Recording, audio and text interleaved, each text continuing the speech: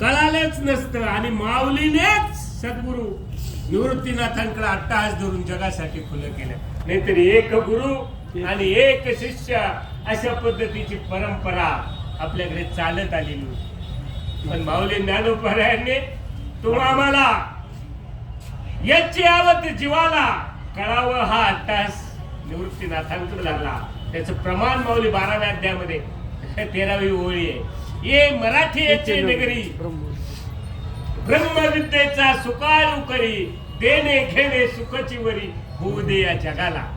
जगासाठी उघड केलेलं हे ज्ञान कुठे गेले? आजही तसंच आहे.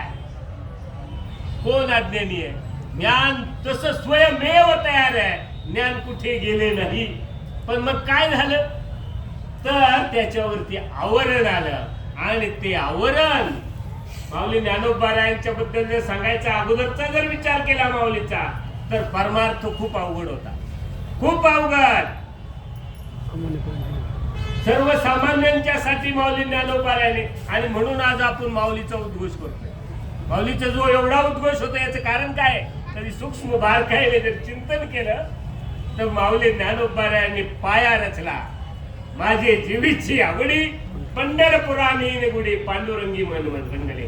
आणि अशा या माऊलींच्या सोहळ्यामध्ये तुमच्या सारख्यांच्या दर्शनाचा योग आणि या ज्ञानेश्वरीवरती बोलण्याचं महत् भाग्य माझ्यासारख्याला प्राप्त झालं.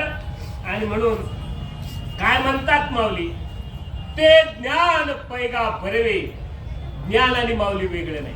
तुमच्या माझ्या प्रत्येकाच्या अंतःकरणामध्ये माऊली आहे. म्हणून तर आपण माऊली म्हणतो. सर्वाभूती सुखरूप ज्ञानोबा माझा. प्रत्येक भूत